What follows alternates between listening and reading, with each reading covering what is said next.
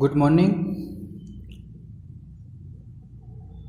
My dear students, હું માલમ દિવ્યેશ અને આજે આપણે ધોરણ 12 પ્રકરણ 5 આનુવાંશિકતા અને ભિન્નતાના સિદ્ધાંતો વિશે અભ્યાસ કરીશું. તો સૌપ્રથમ તો આપણે ચાલુ કરીએ ચેપ્ટર. તો સૌથી પહેલાં તો આપણે જોઈએ તો આનુવાંશિકતા એટલે શું? તો કે જે તમને પેઢી દર પેઢી જે પણ તમને વારસામાં મળે છે, જે પણ લક્ષણો હોય છે, ઠીક છે, તો તે બધીને આપણે કહીએ છીએ આનુવાંશિકતા. અને આનુવાંશિકતામાં ભિન્નતા એટલે કે જે પણ તમારા માતા પિતાની અંદર જે પણ લક્ષણો હતા તે તમારી અંદર હાજર હોય છે અને અમુક ટકા હાજર હોય છે, અમુક ટકા હાજર નથી હોતા. તો તે જે બધી ભિન્નતા તમને આનુવાંશિકની અંદર આનુવાંશિકતાના જોવા મળે છે તેને આપણે કહીએ છીએ આનુવાંશિકતા અને ભિન્નતાના સિદ્ધાંતો. ઠીક છે, તો ચેપ્ટર ચાલુ કરીએ. સૌપ્રથમ તો ક્યારેય તમને આશ્ચર્ય થયું છે કે હાથી શા માટે હંમેશા હાથીના બચ્ચાને જન્મ આપે છે, કોઈ અન્ય પ્રાણીઓને કેમ જન્મ આપતા નથી? અથવા કેરીના ગોટલામાંથી જ શા માટે આંબો જ ઉગે છે, બીજી વનસ્પતિ કેમ ઉગતી નથી? તો આપણે ખ્યાલ જ છે કે જો જે પણ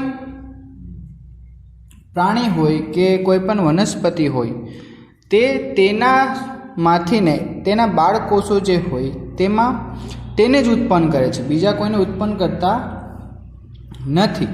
સંતતિ તેમના પિતૃઓને મળતી આવતી હોય છે, અથવા શું તે કેટલાક લક્ષણોમાં ભિન્નતા ધરાવે છે? શું તમે ક્યારેય પણ આશ્ચર્ય થયું છે કે સગા ભાઈ બહેન ક્યારેય શા માટે સમાન દેખાય છે, અથવા ક્યારેય તે અલગ અલગ કેમ દેખાય છે? ઠીક છે, આપણે લોકો ખ્યાલ જ છે કે સગા ભાઈ બહેન હોય તો પણ આપણે એક સરખા દેખાતા હોય, અમુક વાર એક સરખા દેખાતા નથી. ઠીક છે, તો આ બધી આનુવાંશિકતા ઉપર આધારિત છે. આવા તથા અને સંબંધિત અનેક પ્રશ્નો સાથે વૈજ્ઞાનિક રીતે જીવ વિજ્ઞાનની જે શાખા સંકળાયેલી છે તેને આપણે કહીએ છીએ જનીન વિદ્યા તરીકે ઓળખાય છે. આ વિષય આનુવાંશિકતા તથા પિતૃ સંતતિના લક્ષણોમાં જોવા મળતી ભિન્નતા સાથે સંકળાયેલી છે. મતલબ કે આ એક એવો વિષય છે કે જેની અંદર આપણે આનુવાંશિકતા જે છે તેની પિતૃથી સંતતિ સુધી આખું જે પણ તમને ભિન્નતા જે જોવા મળે છે લક્ષણોની અંદર તેની સાથે આ વિષય જે છે મતલબ કે જનીન વિદ્યા તે સંકળાયેલું છે. આનુવાંશિકતા કેટલેક જેના દ્વારા પિતૃના લક્ષણો સંતતિમાં ઉતરી આવવાની ઘટના તે આનુવાંશિકતાનો આધાર છે. ભિન્નતા એટલે કે જેના દ્વારા સંતતિ તેમના પિતૃઓથી જુદી પડે છે. ખ્યાલ આવ્યો તમને કે ભિન્નતા એટલે શું થશે? તો કે એવા લક્ષણો કે જેના લીધે આપણે જે પણ સંતતિ હોય તે પિતૃથી જુદી પડે છે, બરાબર, જુદી પડે છે તેની વાત કરી છે. તો આપણે જોઈએ કે જનીન વિદ્યા કાં તો જીનેટિક્સ જે છે તે સૌ પ્રથમ વિલિયમ બેટ્સન નામના જે વૈજ્ઞાનિક હતા તેઓએ સૌ પ્રથમ જનીન વિદ્યાના નામ આપેલું. ક્યારે? તો કે 1906ની અંદર. ઠીક છે, ભિન્નતાનું કારણ લિંગી પ્રજનનની પ્રક્રિયામાં ઉદ્ભવેલા છે. એ જ્ઞાન મનુષ્યને ઈસવીસન પૂર્વે 8000 થી 1000 BCમાં પ્રાપ્ત હતું. બરાબર, મતલબ કે કોના ઉપર આધારિત છે? તો કે લિંગી પ્રજનન ઉપર, કાં તો લિંગી પ્રજનનની જે પણ પ્રક્રિયા જે છે તેના ઉપર આધારિત હોય છે. તેમણે વનસ્પતિ અને પ્રાણીઓની પ્રકૃતિમાં ઉપસ્થિત વન્ય વસ્તીનો લાભ લીધો અને લાભદાયક લક્ષણોવાળા સજીવોની પસંદગી કરીને તેમનું પ્રજનન કરાવ્યું તથા તેઓના ઈચ્છ લક્ષણોવાળા સજીવો પ્રાપ્ત કર્યા. એટલે તેને શું કર્યું કે કોઈ પણ પ્રાણીઓ કાં તો કોઈ પણ વનસ્પતિઓ તેને શું કરાવ્યું? તો કે એકબીજા સાથે તેને સંવનનની પ્રક્રિયા કરાવી. ત્યારબાદ એનાથી તેને શું મળે છે? તો કે જે તેમને ઈચ્છિત લક્ષણોવાળા જે પણ પ્રાણીઓ કાં તો જે પણ વનસ્પતિઓ તેમને જોતી હતી તે લોકોએ પ્રાપ્ત કરી. જો ઉદાહરણ તરીકે કૃત્રિમ પસંદગી અને પાલતુ બનાવેલી આદિ વન્ય ગાયોમાંથી બનાવેલી ભારતીય જાતોથી આપણે ખૂબ સારી રીતે પરિચિત છીએ. ઉદાહરણ તરીકે પંજાબની શાહીવાલ ગાયો, તમને લોકોને ખ્યાલ હશે કે પંજાબની જે ગાયો હોય છે તે વધારે દૂધ આપે છે. આપણે એમ માનવું પડશે કે આપણા પૂર્વજોને લક્ષણોનું વારસાગમન અને ભિન્નતાનું જ્ઞાન હતું, પરંતુ આ ઘટનાઓના વૈજ્ઞાનિક આધારના સંદર્ભે ખૂબ જ ઓછી જાણકારી હતી.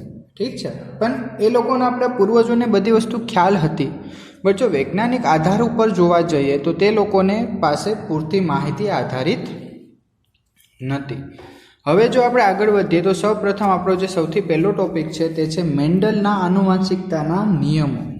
મેન્ડલ તમને લોકોને ખ્યાલ હશે કે ફાધર ઓફ જીનેટિક્સ, બરાબર, જીનેટિક્સના કાં તો જનીન વિદ્યાના જે પિતા તરીકે ઓળખાય છે તે છે Mendel, George John Mendel, right.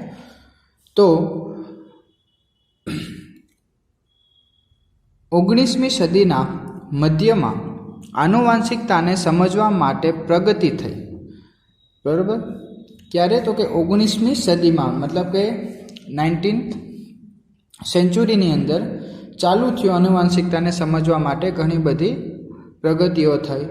તેમાં સૌથી વધારે પૂરતો જે ભાગ આપેલો તે ગ્રોગર મેન્ડલ, જ્હોન ગ્રોગર મેન્ડલ વટાણાના છોડ ઉપર 7 વર્ષ, બરાબર, 1856 થી 1863 સુધી સંકરણ મતલબ કે પ્રેરિત પ્રજનનના પ્રયોગો કર્યા તથા તેના આધારે સજીવોના આનુવાંશિકતાના નિયમો રજૂ કર્યા, બરાબર.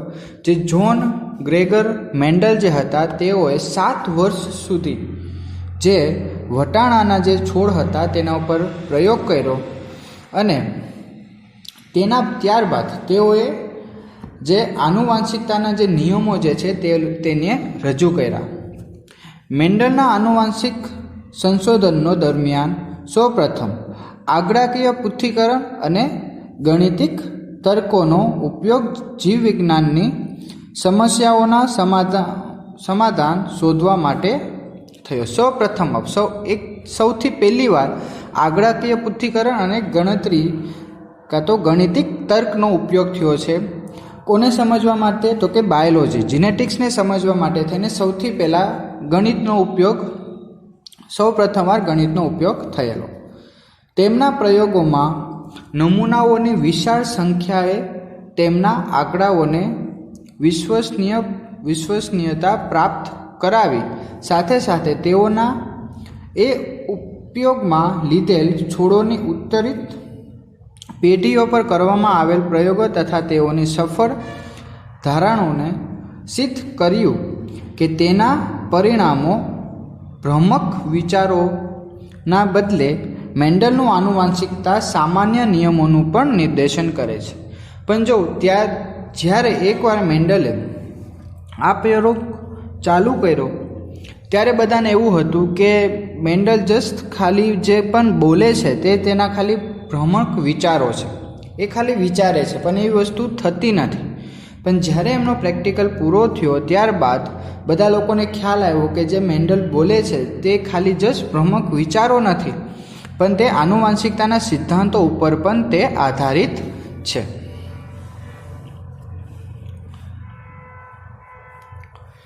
ત્યારબાદ મેન્ડલના આનુવાંશિકતાના સામાન્ય નિયમોનું પણ નિર્દેશન કરે છે, બરાબર. મેન્ડલના જે પણ સામાન્ય નિયમો જે હતા જનીન વિદ્યાને લઈને તે બધા નિયમોનું પણ તે પાલન કરે છે. મેન્ડલ વટાણાના છોડના એ લક્ષણો પર સંશોધનો કર્યા કે જે હંમેશા વિરોધાભાસી હતા. ઉદાહરણ તરીકે ઊંચા અથવા નીચા છોડ, પીળા અથવા લીલા બીજ.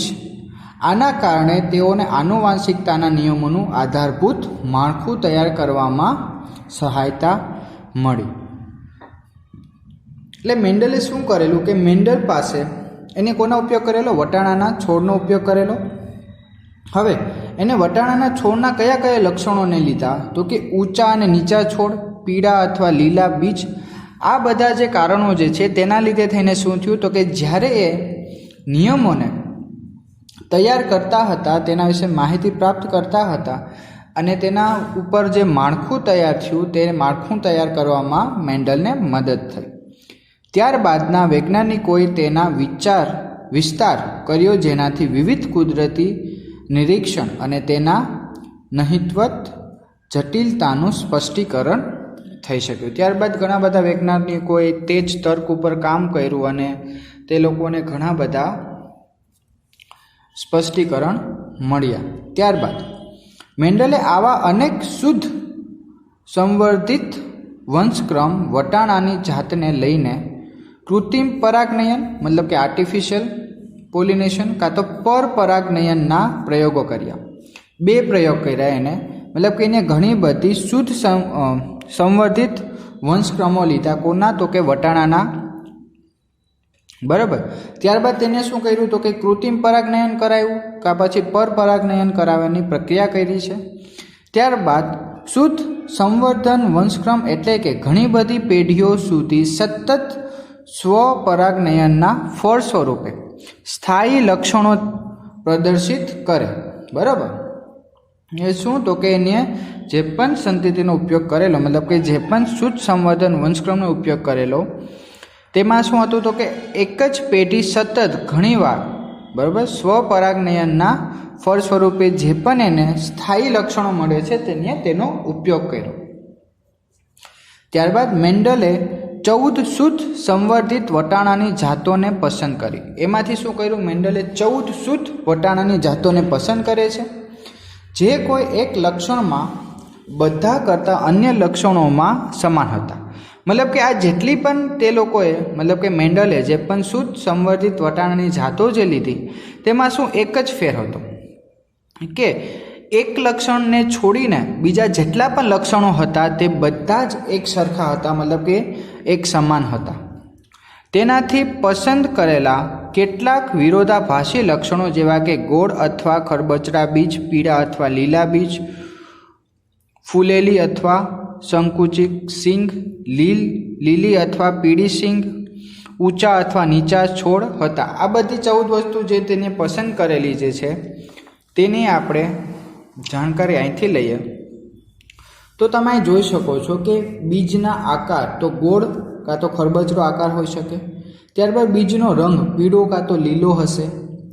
પુષ્પનો રંગ જાંબલી કાં તો સફેદ હોઈ શકે. સિંગનો આકાર ફૂલેલો હશે કાં તો સંકુચિત હશે, મતલબ કે ચમડાઈ ગયો હશે. સિંગનો રંગ લીલો હોઈ શકે કાં તો પીળો હોઈ શકે છે. ત્યારબાદ પુષ્પનું સ્થાન કક્ષીય, મતલબ કે કક્ષ ભાગમાં, રાઈટ, કક્ષમાં, કાં તો અક્ષીય મતલબ કે સૌથી ઉપરની ભાગમાં હોઈ શકે છે. ત્યારબાદ પ્રકારની લંબાઈની વાત કરીએ તો ઊંચા હોઈ શકે છે કાં તો નીચા હોઈ શકે છે. ઠીક છે. તો આ બધી જે 14 શુદ્ધ સંવર્ધિત વટાણાની જે જાતો લીધી છે તેની અંદર આ બધા લક્ષણોને એક સરખા હતા, પણ એકને છોડીને એક જ એવું લક્ષણ હતું કે જે એકબીજાથી અલગ હોય છે. ઠીક છે. તો આના ઉપરથી મેન્ડલને આગળ તેના પ્રયોગો વધારે છે, આગળ વાત કરે છે. તો આના પછી આપણે જે નેક્સ્ટ ટોપિક છે તે જોઈએ એટલે તમને ખ્યાલ આવશે કે મેન્ડલે કેવી રીતે પ્રયોગ ચાલુ કરેલા. તો આપણે આગળ જોઈએ તો આ જે ટેબલ છે તે હમણાં આપણે જે ડાયાગ્રામમાં જોયેલું તે જ ટેબલ તમને પાછું આપેલું છે. મેન્ડલ દ્વારા અભ્યાસ કરવામાં આવેલ વટાણાના વિરોધાભાસી અભિવ્યક્તિઓ, બરાબર, આ બધા લક્ષણોની તેને વાત કરેલી. હવે આપણે આગળ વધીએ તો એક જનીનનું વારસાગમન કાં તો એક સંકરણ પ્રયોગ. ઠીક છે. એક સંકરણ પ્રયોગની વાત કરીએ આપણે તો સૌ પ્રથમ તો ઉદાહરણ લઈએ કે આવો સંકરણ પ્રયોગ મેન્ડલ દ્વારા કરવામાં આવ્યો કે જ્યાં તેમણે વટાણાના ઊંચા અને નીચા છોડનું સંકરણ કર્યું અને આ પ્રયોગ દ્વારા એક જનીનના વારસાગમનનો અભ્યાસ કર્યો. મતલબ કે એને શું કર્યું? આપણે જેમ કીધું એમ આગળ કે વિરોધાભાસી અભિવ્યક્તિઓ લીધેલા, બરાબર. વિરોધાભાસી અભિવ્યક્તિઓમાં તેને કોને પસંદ કરેલા? તો કે અમુક જે છોડ હતા તે ઊંચા હતા, અમુક જે છોડ હતા તે નીચા હતા, બરાબર. એ બંને છોડનું શું કરાવ્યું? તેને સંકરણ કરાવે છે. તો ત્યારબાદ તેને જે વારસાગમનનો અભ્યાસ કરેલો તેમાં તેને શું જોવા મળે છે? આ સંકરણ દ્વારા પ્રાપ્ત બીજોનો ઉપયોગ કરીને તેઓએ પ્રથમ સંકર પેટીના છોડો પ્રાપ્ત કર્યા. હવે એને શું કરેલું હતું? સૌ પ્રથમ તો કે અમુક ઊંચા વટાણાના, અમુક ઊંચા છોડ લીધા હતા, અમુક નીચા છોડ લીધા હતા, તે બંનેનું સંકરણ કરાવે છે. તો તેમાંથી તેને જે બીજ મળે છે, જ્યારે એ બીજને તે પ્રથમ સંકરણ પેઢીને ઉગાડે છે, બરાબર, એમાંથી જે છોડ પ્રાપ્ત થાય છે તેમાં શું હતું કે આ પેઢીના પ્રથમ સંતતિ પેઢી અથવા F1 પણ કહેવામાં આવે છે, બરાબર. આ સંકરણ દ્વારા પ્રાપ્ત બીજનો ઉપયોગ કરીને તેઓએ પ્રથમ સંકર પેઢી છોડ પ્રાપ્ત કરી. આ પેઢીને પ્રથમ સંતતિ પેઢી અથવા F1 પણ કહેવામાં આવે છે. મેન્ડલે જોયું કે F1 પેઢી પ્રાપ્ત બધા જ છોડ ઊંચા હતા. જો શું કીધું છે કે F1 પેઢીમાં તમને જેટલા પણ છોડ મળેલા તે બધા કેવા હતા? ઊંચા હતા. પણ હોવું શું જોઈએ? અમુક ઊંચા હોવા જોઈએ, અમુક નીચા હોવા જોઈએ, પણ એવું નથી. ઠીક છે, આમાંથી શું કે બધા જેટલા પણ છોડ હતા તે F1 પેઢી મતલબ કે જે પ્રથમ સંતતિ પેઢી હતી તેની અંદર બધા જ છોડ તેને ઊંચા જોવા મળેલા.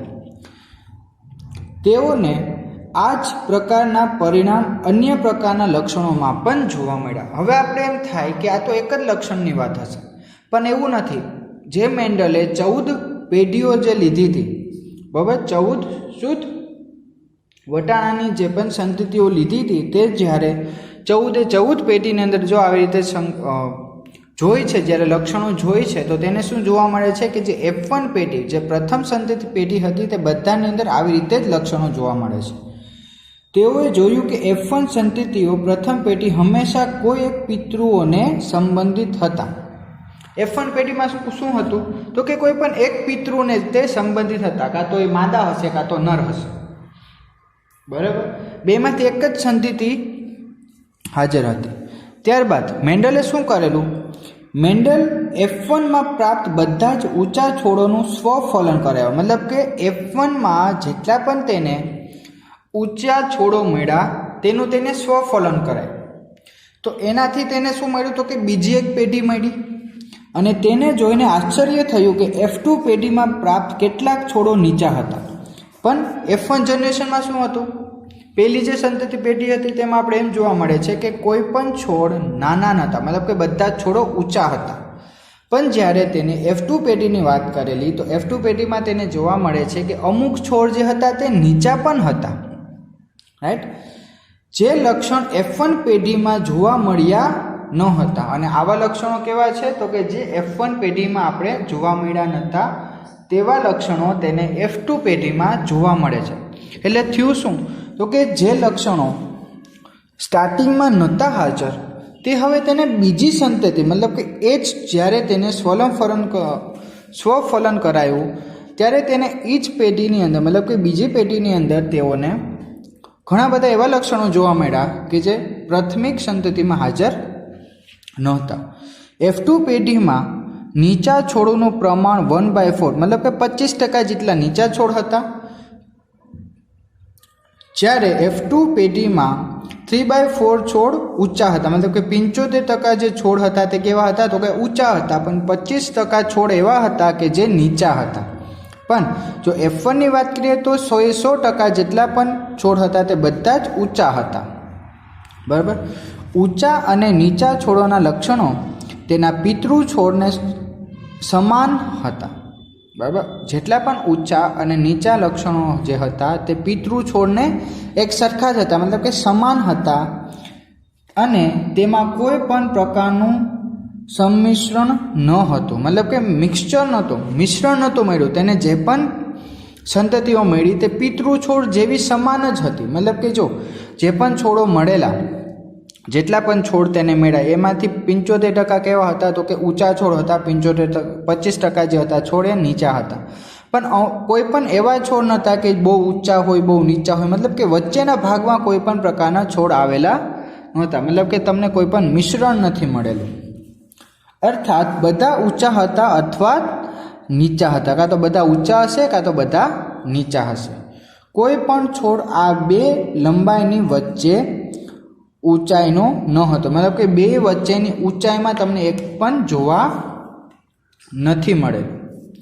અન્ય લક્ષણોનો અભ્યાસ કર્યો તેમાં પણ તેઓને આવા જ પરિણામો પ્રાપ્ત થયા. મતલબ કે બીજા જે બધા લક્ષણો હતા, આપણે જે 7 લક્ષણો જે જોયેલા તે 7 લક્ષણોનો જ્યારે મેન્ડલે પ્રયોગ કર્યો તો એને આવી જ રીતે સેમ ટુ સેમ તેને રિઝલ્ટ મળેલું. એટલે કે F1 પેઢીમાં માત્ર એક જ પિતૃના લક્ષણો પ્રદર્શિત થાય, જ્યારે F2 પેઢીમાં બંને લક્ષણો 3:1 પ્રમાણમાં અભિવ્યક્ત થાય છે.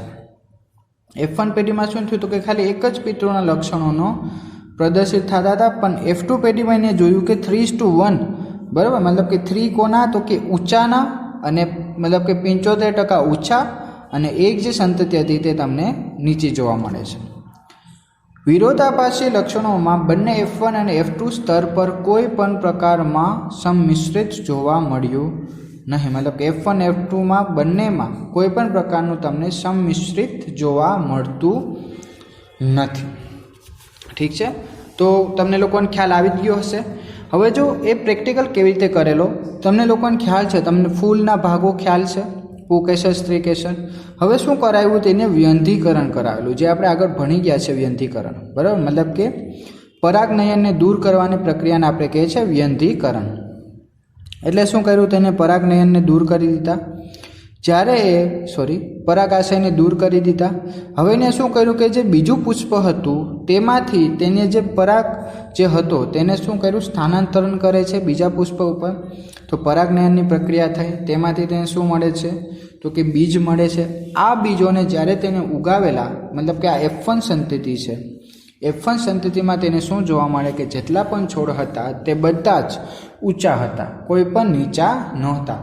પણ જ્યારે તેને F2 સંતતિ જોવા મળે છે તો તેમાં શું જોવા મળ્યું કે અમુક છોડો હતા એ ઊંચા હતા, મતલબ કે 75% જે છોડ હતા તે બધા ઊંચા હતા, પણ 25% એવા પણ છોડ હતા કે જે નીચા હતા.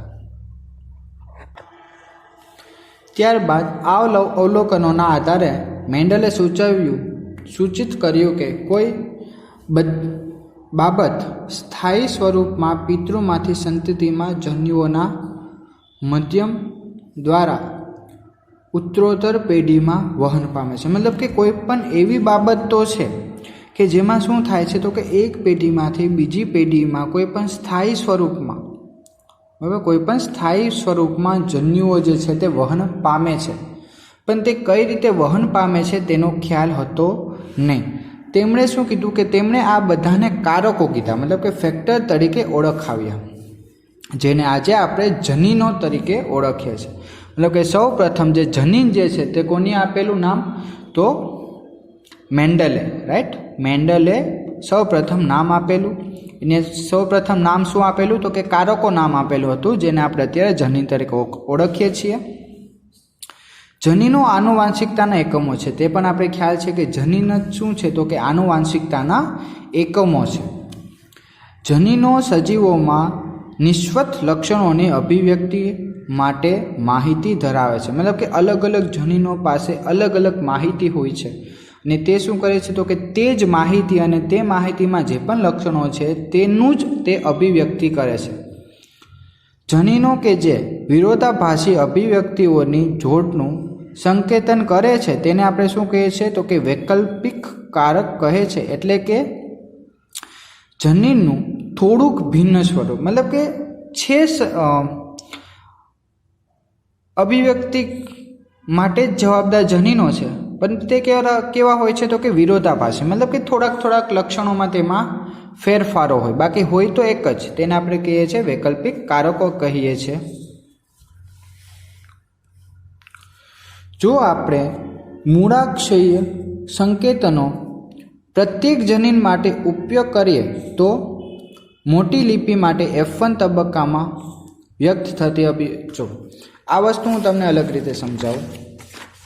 હવે તમે વિચારો કે આપણે વૈકલ્પિક કારકને શું નામ આપેલું, વૈકલ્પિક કારકને આપણે એલીલ કીધેલું, ઠીક છે.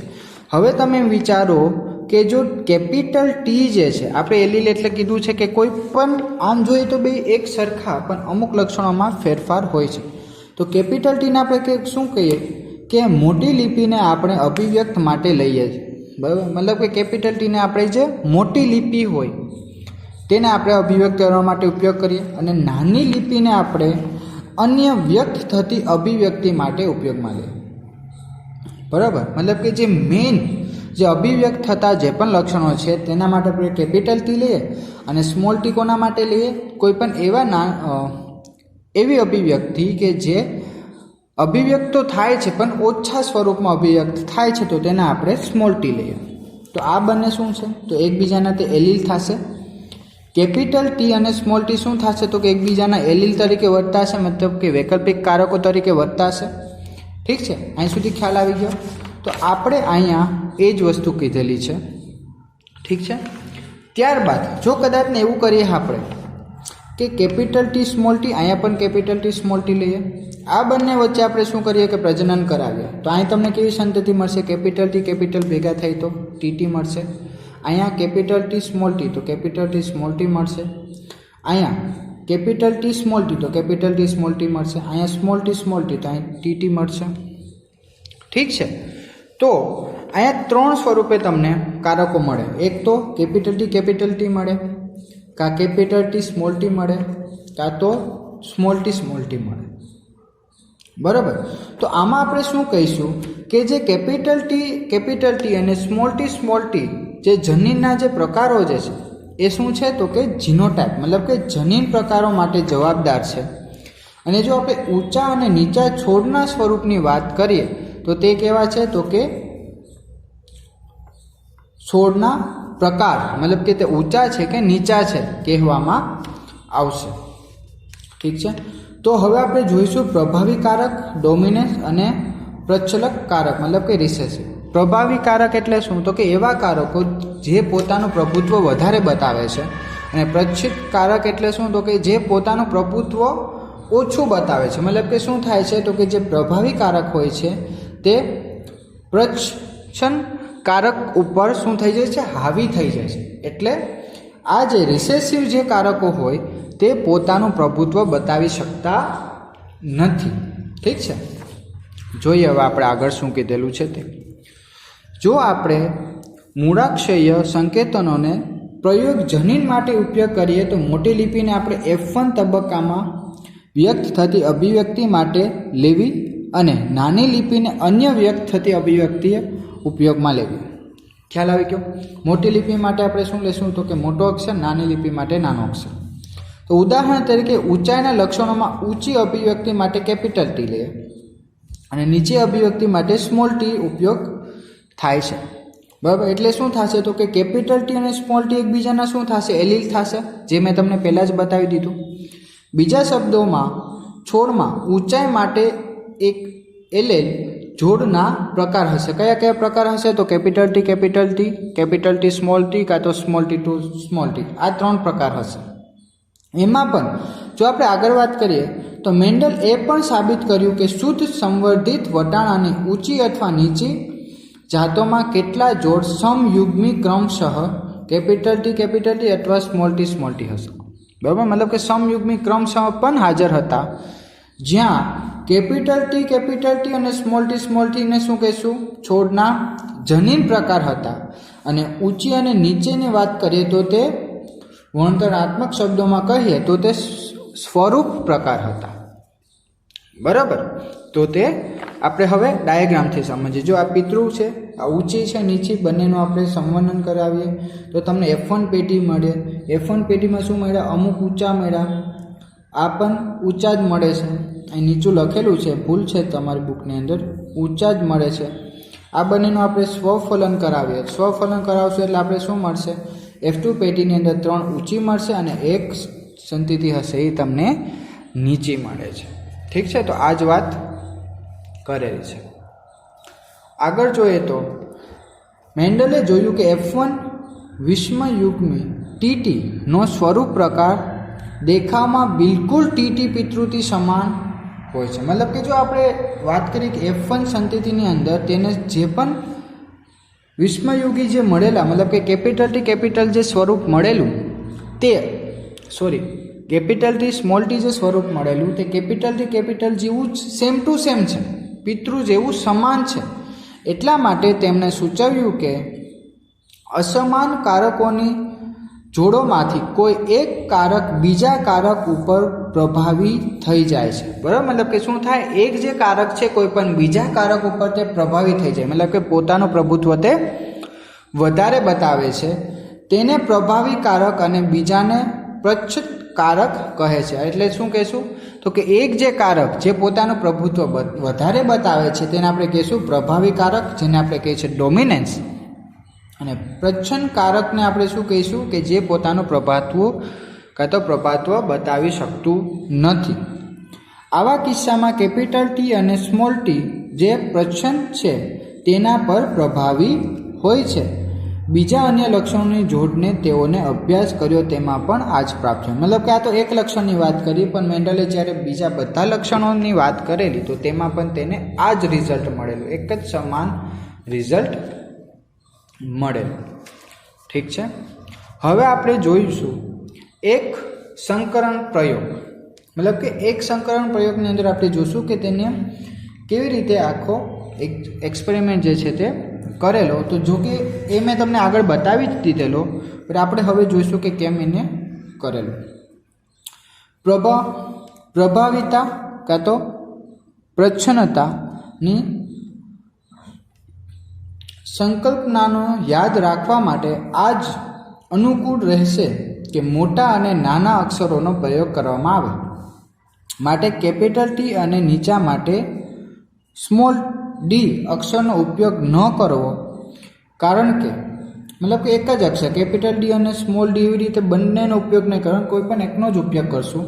કારણ કે યાદ રાખવાનું કઠિન થશે કે શું ટી અને ડી એક જ જનીન મતલબ કે લક્ષણોના એલીલ છે કે નથી, તે યાદ રાખવામાં તમને પ્રોબ્લેમ થશે. એટલા માટે આપણે શું કહીએ કે સમયુગ્મી બાબતે એલીલ્સ સમાન હોઈ શકે છે. જેમ કે કેપિટલ ટી હોઈ શકે કાં તો સ્મોલ ટી હોઈ શકે, પણ વિષમયુગ્મીની બાબતમાં સમાનતા હોઈ શકે છે. જેમ કે કેપિટલ ટી સ્મોલ ટી, જ્યારે કેપિટલ ટી સ્મોલ ટી છોડ એક લક્ષણનું નિયંત્રણ કરતા જનીન માટે વિષમયુગી છે. ઠીક છે.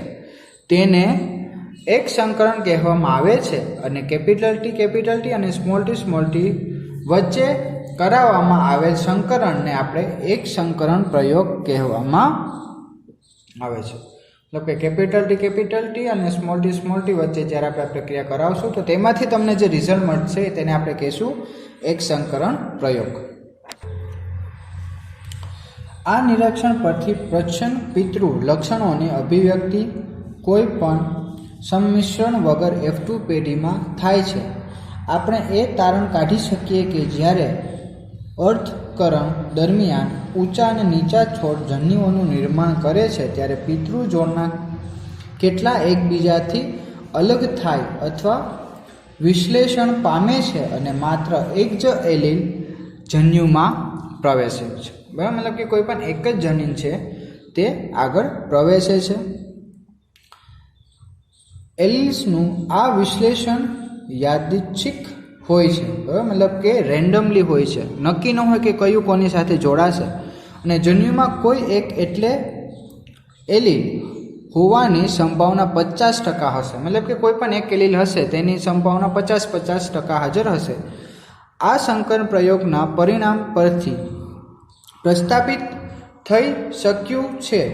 બરાબર, આ પ્રકારે ઊંચા કેપિટલ ટી છોડના જન્યુઓમાં કેપિટલ ટી એલીલ અને નીચા ટી છોડમાં સ્મોલ ટી એલીલ હોય છે.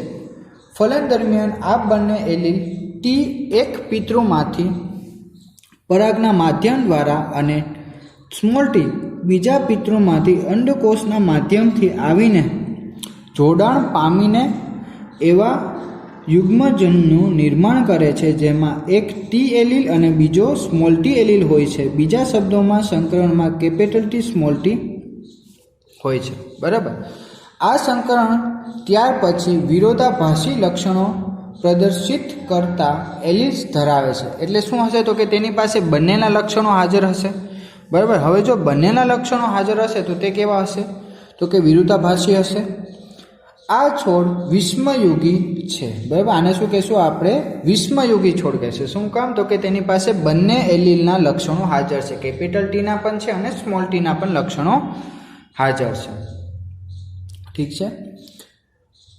પ્યુનેટ સ્ક્વેર मतलब કે તમને જો આકૃતિ હમણાં હું સમજાવીશ, આને પ્યુનેટ સ્ક્વેર કહેવાય છે, ના અધ્યયનની મદદથી પિતૃઓ દ્વારા જન્યુઓનું ઉત્પાદન, ફલિતાંડનું નિર્માણ, F1 અને F2 સંતતિના છોડોને સમજી શકાય છે.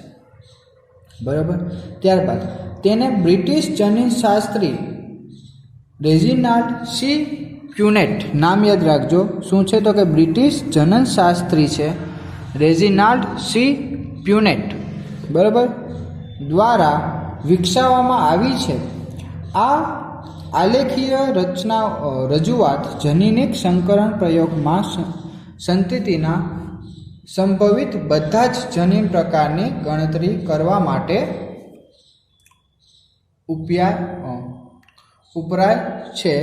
બધા જ સંભવિત જનીનોનું સૌથી ઉપરની હરોળમાં ડાબી બાજુએ કોલમમાં બંને બાજુ લાવવામાં આવે છે. બધા સંભવિત સંયોજનોને નીચે સ્વરેખામાં દર્શાવવામાં આવે છે કે જે માહિતીને સ્ક્વેર સ્વરૂપે રજૂ કરે છે. હવે તમે અહીં જો, આ કેપિટલ ટી છે, આ સ્મોલ ટી છે, આ ઊંચા માટે જવાબદાર છે, આ નીચા માટે. તમે આ જ્યારે F1 પેટી તમને મળશે તો તેમાં શું મળશે જોઈ શકો છો, capital T small T, capital T small T, capital T small T, capital T small T, બધા તમને કેવા મળ્યા, કેપિટલ ટી સ્મોલ ટી મળ્યા. મતલબ કે બધા જ કેવા મળ્યા, તમને ઊંચા મળે છે. હવે જ્યારે તમે બંને ઊંચાનું સ્વફલન કરાવશો, એટલે અહીં એક બાજુ કેપિટલ ટી હશે, અહીં સ્મોલ ટી હશે, અહીં બીજી બાજુ કેપિટલ ટી હશે, અહીં સ્મોલ ટી હશે, એ બંનેનું મિક્સચર કરાવશો એટલે શું મળશે તમને, કેપિટલ ટી કેપિટલ 1 મળશે. ત્યારબાદ કેપિટલ ટી સ્મોલ ટી મળશે, અહીંયા પણ કેપિટલ ટી સ્મોલ ટી મળશે અને સ્મોલ ટી મળશે. મતલબ કે ઊંચા અને નીચા છોડ બંને તમને મળશે. બરાબર. ઊંચા કેટલા મળશે તો કે 3, નીચા કેટલા મળશે તો કે 1. આ તમને કેવી રીતે તો કે સ્વરૂપ પ્રકાર પ્રમાણે, સ્વરૂપ જોઈને, મતલબ કે ઊંચા છે કે નીચા જોઈને ખ્યાલ આવ્યો. પણ જનીનના પ્રકારે જો આપણે જોઈએ તો કેપિટલ ટી તમને 1 મળે છે, કેપિટલ ટી સ્મોલ ટી 2 મળે છે અને સ્મોલ ટી તમને 1 મળે છે. એટલે અહીં રેશિયો જોવા જઈએ તો તમને 1:2:1 મળે છે. પણ જો સ્વરૂપ પ્રકારની વાત કરીએ તો તેમાં તમને રેશિયો જે મળે છે તે 3:1 રેશિયો મળે છે. ઠીક છે. હવે આપણે આગળ જોઈએ કે પ્યુનેટ સ્ક્વેર શું છે.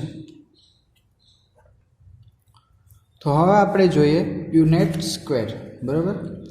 તો પ્યુનેટ સ્ક્વેરમાં ઊંચા ટીટી પિતૃ અને નીચા ટીટી માદા છોડ દ્વારા ઉત્પન્ન જન્યુઓ F1 સંતતિ પેટી ટીટી દર્શાવવામાં આવે છે. ઠીક છે. ત્યારબાદ ટીટી જનીન પ્રકારના F1 છોડને સ્વપરાગિત કરાવાય છે, મતલબ કે સ્વફલન કરાવવાનું છે.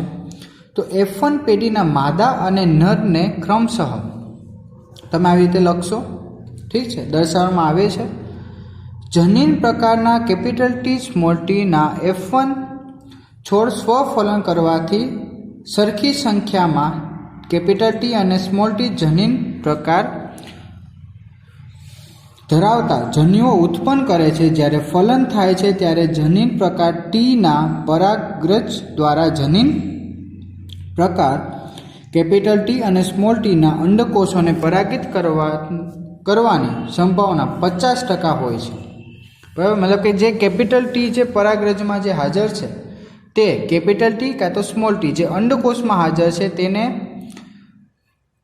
તેની સાથે જે પણ પરાગનયનની જે પ્રક્રિયા કરવાની છે તેનું 50-50% હોઈ શકે. મતલબ કે જો કેપિટલ ટી જે છે એ કેપિટલ ટી સાથે જોડાય કાં તો કેપિટલ ટી જે છે એ સ્મોલ ટી સાથે જોડાય, મતલબ કે 50-50% ચાન્સીસ હોય છે.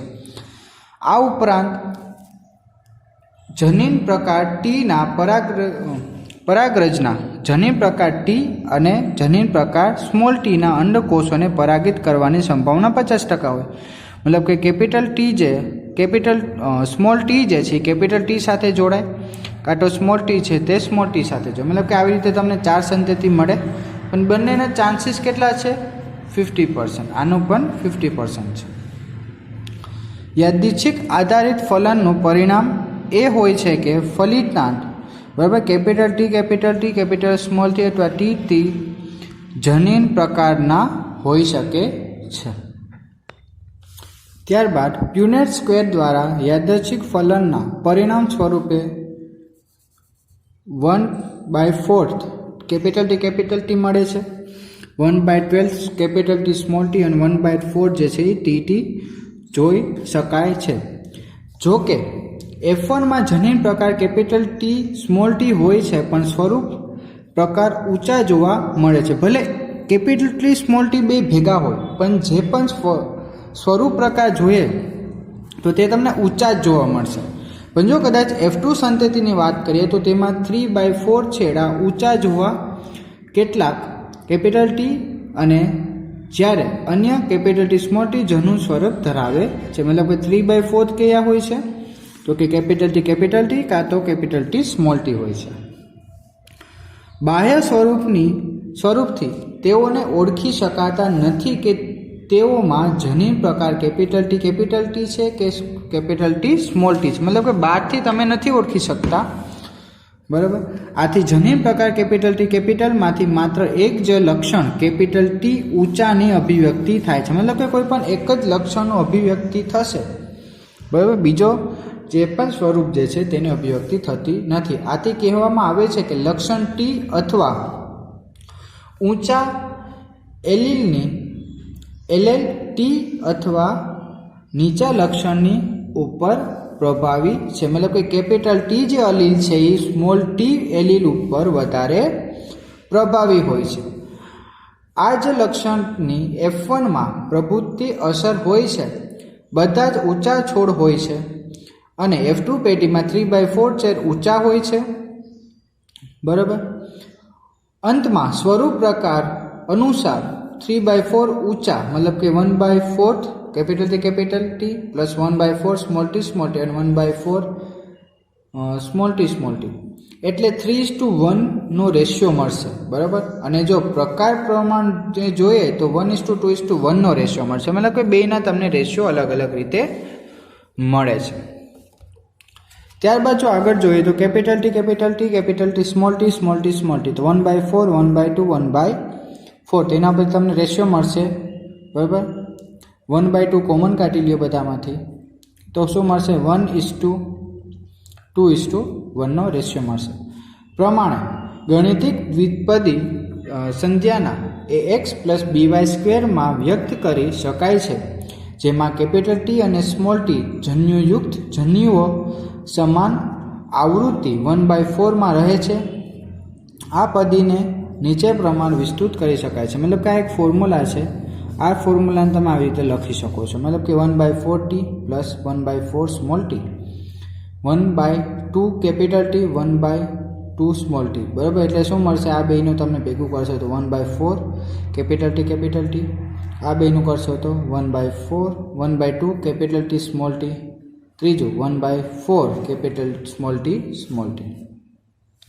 આના ઉપરથી મેન્ડલે શું કીધું? મેન્ડલ F2 છેડાને સ્વફલન કરાવ્યું અને જોયું કે F3 અને F4 પેઢીમાં, મતલબ કે F1 F2 પેઢી જોઈ લીધી. હવે એને શું કર્યું કે જે F2 પેઢી મળી તેમાં એને બે અલગ અલગ પેઢીઓ મળે છે, બરાબર. અલગ અલગ સંતિઓ મળે છે, એક ઊંચા અને એક નીચા. તો બંને સંતતિઓનું જ્યારે તેને સ્વફલન કરાવે છે તો તેને F3 અને F2 પેઢીમાં F2ના નીચા છોડ માત્ર નીચા જ ઉત્પન્ન થાય છે.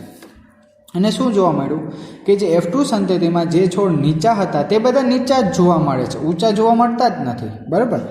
તેણે આ તારણ મળ્યું કે નીચેનો જનીન પ્રકાર સમયુગ્મી હોય છે, બરાબર. કેવો હોય છે તો કે સમયુગ્મી હોય છે. ત્યારબાદ આગળ જોઈએ તો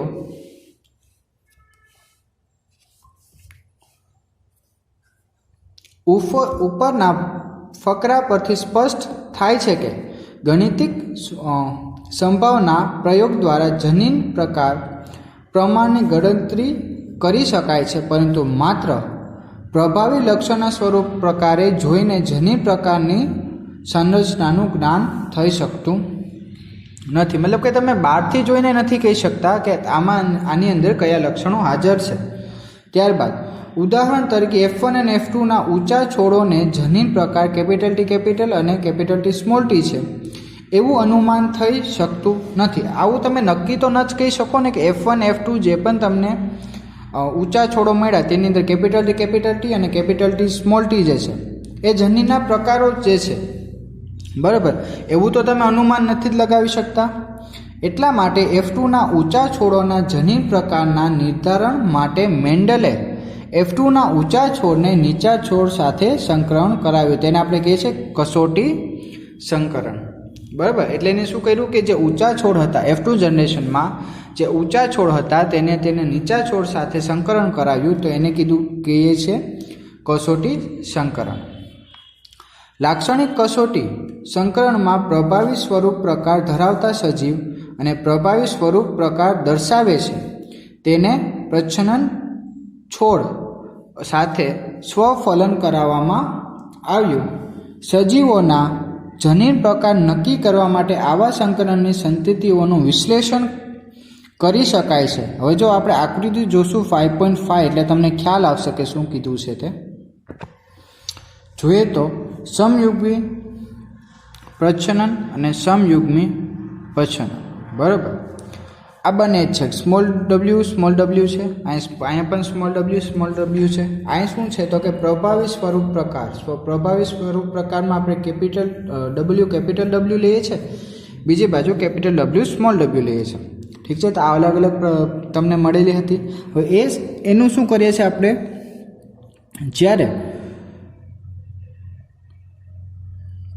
સંકરણ કરાવશું તો તમને મળશે અહીં સ્મોલ w છે, અહીં capital W, small w capital W, small w capital W. અહીંયા પણ એમ ચારે ચાર સંતતિ એક સરખી જ મળશે. મતલબ કે બધા જ પુષ્પ તમને કેવા મળશે તો કે જાંબલી પુષ્પ મળે છે. અહીં જાંબલી પુષ્પ હતા, અહીં સફેદ પુષ્પ હતા, બરાબર. તારણ શું આવશે? અજ્ઞાત પુષ્પ સમયુગ્મી પ્રભાવી છે. એના ઉપરથી તમને ખ્યાલ આવી જાય કે જે અજ્ઞાત મતલબ કે જેનો તમને જ્ઞાન નહોતો કે આ પુષ્પ કેવું છે, તે પુષ્પ કેવું છે તો કે સમયુગ્મી પુષ્પ છે. હવે બીજી બાજુ જોઈએ તો કેપિટલ W છે, એક સ્મોલ w છે, કેપિટલ સ્મોલ w છે. તો તેમાં તમને શું જોવા મળશે કે બે પુષ્પ જે છે તે કેવા તો કે જાંબલી જોવા મળશે અને બે પુષ્પ કેવા જોવા મળશે તો કે સફેદ જોવા મળશે, બરાબર. અડધા પુષ્પ જાંબલી અને અડધા પુષ્પ સફેદ જોવા મળશે. અજ્ઞાત પુષ્પ કેવું છે તો કે વિષમયુગી છે. આમાં સમયુગ્મી હતા, મતલબ એક જેવા જ હતા, અહીંયા કેવા છે તો કે વિષમયુગી છે. તો આના ઉપરથી તમને લોકોને ખ્યાલ આવે છે.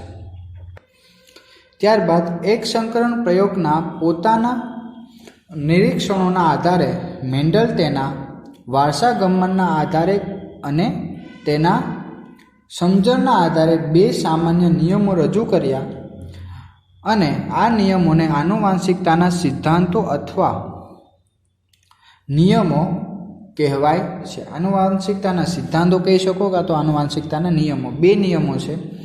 પ્રથમ નિયમ છે કે પ્રભુતાનો નિયમ, બરાબર, મતલબ કે જે પોતાનું પ્રભુત્વ વધારે બતાડે છે તે. બીજો નિયમ અથવા વિશ્લેષણનો નિયમ, બરાબર, વિશ્લેષણનો નિયમ બીજો છે. આ બે નિયમોનો હવે આપણે અભ્યાસ કરીએ તો સૌપ્રથમ આપણે જોશું કે પ્રભુત્તાનો નિયમ. તો હવે આપણે જોઈએ પ્રભુત્તાનો નિયમ, લો ઓફ ડોમિનન્સ. તો તેની અંદર તમને સૌથી પહેલાં કીધું છે કે લક્ષણોનું નિર્ધારણ કારકો નામના સ્વતંત્ર એકમો દ્વારા થાય છે, બરાબર. કારકો જોડમાં હોય છે. ત્રીજી વસ્તુ, જો કારકોની જોડમાં બે કારકો અસમાન હોય તો તેમાંથી એક કારક બીજા કારક પર પ્રભાવી હોય છે. એટલે એક પ્રભાવી અને એક પ્રચ્છન્ન હોય છે. કહેવાનો મતલબ શું છે? લો ઓફ ડોમિનન્સ કાં તો પ્રભુત્તાનો નિયમ શું કહે છે તો કે જો આની અંદર બે કારકો હશે, મતલબ કે એક કારકની જોડ હશે, તેમાં શું હશે તો કે એક કારક જે છે તે બીજા કારક ઉપર પોતાનું પ્રભુત્વ વધારે બતાવતો હશે, બરાબર. કાં તો એમ પણ કહી શકો કે એક જે કારક જે છે તે બીજા કારક ઉપર પ્રભાવી હોય છે, બરાબર.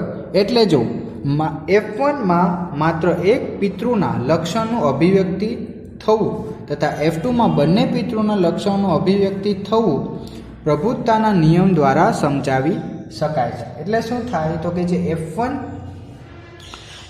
જે પિતૃઓ હતા તેની અંદર જે પણ આપણે લક્ષણો જોયા તેમાં શું હતું તો કે તે કોઈ પણ એક જ પિતૃના લક્ષણો દેખાતા હતા, પણ F2ની વાત કરીએ તો તેમાં બંને પિતૃઓના લક્ષણો અભિવ્યક્ત થતા હતા. F2માં 3:1નું પ્રમાણ કેવી રીતે પ્રાપ્ત થાય છે તે પણ આપણે સ્પષ્ટ સમજ્યા છે, બરાબર. એ પણ આપણે ખ્યાલ આવી ગયો. હવે આપણે જોઈશું વિશ્લેષણના નિયમો. તો વિશ્લેષણના નિયમોની વાત કરીએ. આ નિયમ એ તથ્ય પર આધારિત છે કે એલીલ એકબીજા સાથે મિશ્રિત થયા વગર સાથે રહે છે અને F2 પેઢીમાં બંને લક્ષણોની પુનઃ અભિવ્યક્તિ થાય છે, ભલે પછી તે પૈકી એક F1 પેઢીમાં અભિવ્યક્તિ થતું ન હોય. કહેવાનો મતલબ શું છે કે જેમ આપણે જોયું કે F2 પેઢીની અંદર શું થાય છે, તો કે કોઈ પણ એક જ F2 પેઢીની અંદર તમને બંને પિતૃઓના લક્ષણો જોવા મળે છે, પણ સાથે સાથે શું થાય છે તો કે જે F1 પેઢી હતી તેની અંદર તમને બંનેના લક્ષણો જોવા મળતા નહોતા. પણ એવું તો શક્ય જ નથી ને કે જે F1 પેઢીમાંથી જો F2 પેઢીની અંદર જે લક્ષણો દેખાતા હોય તો એ F1 પેઢીની અંદર હાજર ન હોય, બરાબર. એટલે F1 પેઢીની અંદર જે પણ લક્ષણો હતા તે હાજર તો હતા, પણ તે પોતાનું અભિવ્યક્તિ કરી શકતા નહોતા, કાં તો પછી આપણે કહી શકીએ કે તે પોતાનું પ્રભુત્વતા બતાવી શકતા નહોતા. પણ તે જ લક્ષણો જ્યારે તે F2 જનરેશનની વાત આવે છે તો F2 જનરેશનની અંદર તે પોતાનું પ્રભુત્વતા બતાવી શકે છે. કહેવાનો મતલબ એ છે કે બે એલીલ એકબીજા સાથે મિશ્રિત થયા વગર પણ તે એકબીજા સાથે રહી શકે છે. ઠીક છે. પિતૃમાં બંને એલીલ આવેલા હોય છે.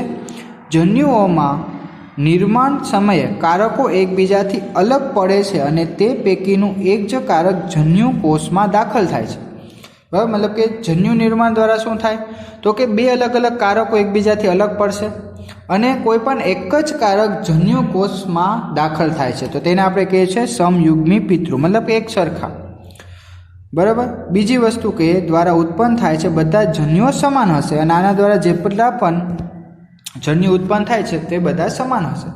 પણ જો આપણે બીજી બાજુ વાત કરીએ, જ્યારે વિષમયુગ્મી પિતૃની વાત કરીએ તો તેની અંદર શું હશે તો કે દ્વારા બે પ્રકારના જન્યુ ઉત્પન્ન થશે, જેમાં પ્રત્યેક એક અલગ અલગ એલીલ સરખા પ્રમાણમાં હોય છે, બરાબર. એટલે શું થશે તો કે તેની અંદર શું થશે, બે અલગ અલગ પ્રકારના જન્યુઓ હશે અને તે બે અલગ અલગ પ્રકારના એલીલ પણ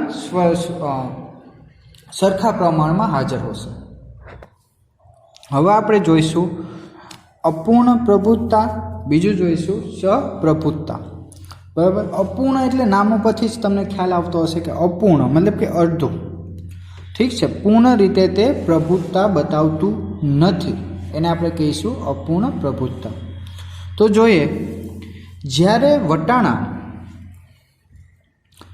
પરનો પ્રયોગ અન્ય વનસ્પતિઓમાં અન્ય લક્ષણોની અભિવ્યક્તિ સંદર્ભમાં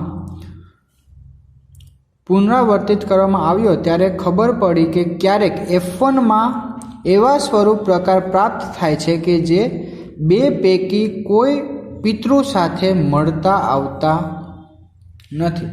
અમુક વાર એવું પણ બને કે જે F1 પેઢી હોય ને તે બંનેમાંથી કોઈ પણ પિતૃઓ સાથે મળતા આવતા નથી. જો પહેલાં આપણે એક્ઝામ્પલ જોઈ લઈએ ત્યારબાદ આગળ જોઈએ.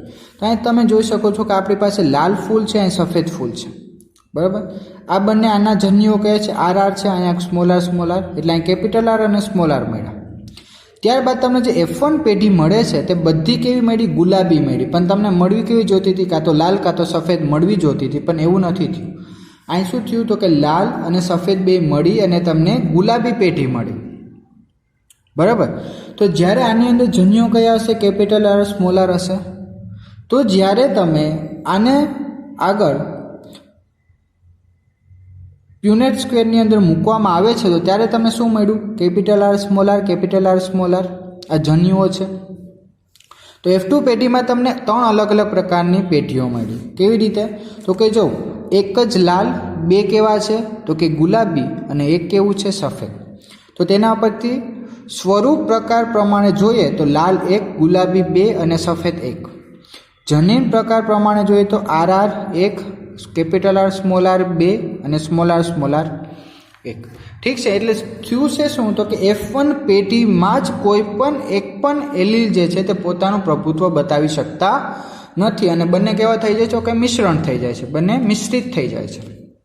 ઠીક છે. તો આવું પણ થઈ શકે.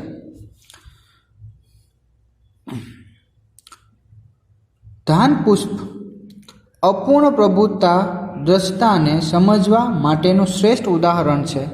શુદ્ધ સંવર્ધિત લાલ પુષ્પ અને શુદ્ધ સંવર્ધિત સફેદ ફૂલ વચ્ચે સંકરણ કરવામાં આવ્યું. પરિણામ સ્વરૂપે F1 પેટીમાં ગુલાબી પુષ્પ વાડી પ્રાપ્ત થાય છે. બરાબર, જે આપણે જોયું. જ્યારે આ F1 સંતતિ સ્વફલન કરવામાં આવ્યું તેના પ્રમાણે તેને 1 RR લાલ, 2 કેપિટલ સ્મોલ આર ગુલાબી, 1 સ્મોલ આર સફેદ હતું. અહીં જનીન પ્રકાર પ્રમાણે એ જ હતું કે કોઈ પણ મેન્ડલની